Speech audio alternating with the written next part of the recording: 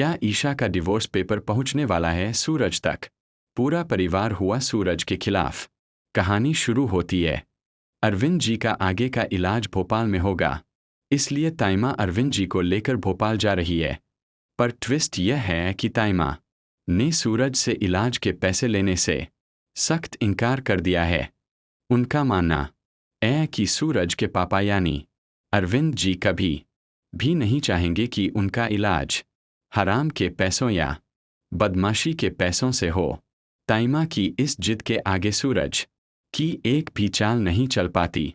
ताइमा और पूरन ने चाय की टपरी से कुछ पैसे जमा किए हैं और उतने ही पैसे लेकर ताइमा भोपाल जाने वाली थी कि इतने में पूरन को एक कॉल आती है। यह कॉल भोपाल के उस अस्पताल से होती है जहां पर अरविंद जी का इलाज होना है। डॉक्टर पूरन से कहता है, आप 5 लाख की फीस ऑनलाइन पे कर दीजिए, उसके बाद ही आपको अस्पताल में एंट्री मिलेगी। यह सुनकर पूरन के पसीने छूट जाते हैं, क्योंकि बहुत दिनों की बचत के साथ साथ चाय की टपरी की कमाई जोड़कर भी सिर्फ 500 ही बनते हैं। पूरन यह बात ताइमा को बताता है, पर फिर भी ताइमा सूरज से पैसे लेने से सख्त इनकार कर देती है। सूरज ताइमा के सामने रोता है, गिड़गिड़ाता है, पर ताइमा के सिर पर ईमानदारी का भूत सवार है।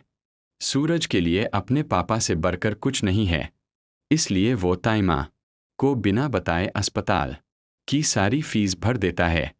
रात के वक्त जब सब लोग सो रहे होते हैं, तब ताइमा अपने कमरे में जाती है और उस लॉकर को खोलती है जिसमें उनके गहने रखे हुए हैं। पर रात के इस पहर में ताइमा के अलावा कोई और भी जाग रहा था। ईशा ताइमा को अपने ही घर में चोरों की तरह गहने उठाते हुए देख लेती है। ईशा ताइमा पर नज़र रखती है और देखती है कि ताइमा के साथ पूरन भी होता है। पूरन और ताइमा दोनों रात में ही घर से निकलने ही वाले होते हैं कि ईशा उन्हें रोक लेती है और ताइमा से पूछती है, ऐसा क्या हो गया कि आपको अपने ही घर में चोरी करनी पड़ रही है? ताइमा ईशा को उल्टी सीधी बातों के जाल में फंसा कर बच जाती है और गहने वापस रख देती है।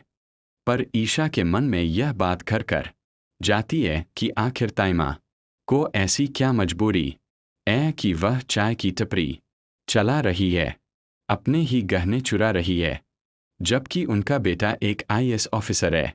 सुबह ईशा अपनी वर्दी पहनकर तैयार होकर सूरज के पास जाती है और रात का सारा किस्सा बताती है।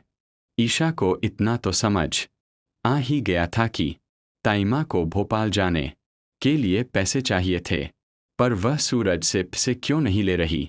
यही सवाल ईशा को अंदर से खाए जा रहा था। सूरज सोचता है कि आज तो वैसे भी पुलिस स्टेशन में ईशा जी को सारी सच्चाई पता चलने ही वाली है, तो क्यों ना मैं खुद ही सच बता दूं। सूरज ईशा से कहता है, ताइमा मुझसे पैसे इसलिए नहीं ले रही क्योंकि मेरे पैसों पर किसी और की मेहनत का पसीना लगा हुआ है। मैं अब IAS नहीं बल्कि दादा भाई हूं, जो लोगों को न्याय दिलाकर उनसे पैसे लेता हूं।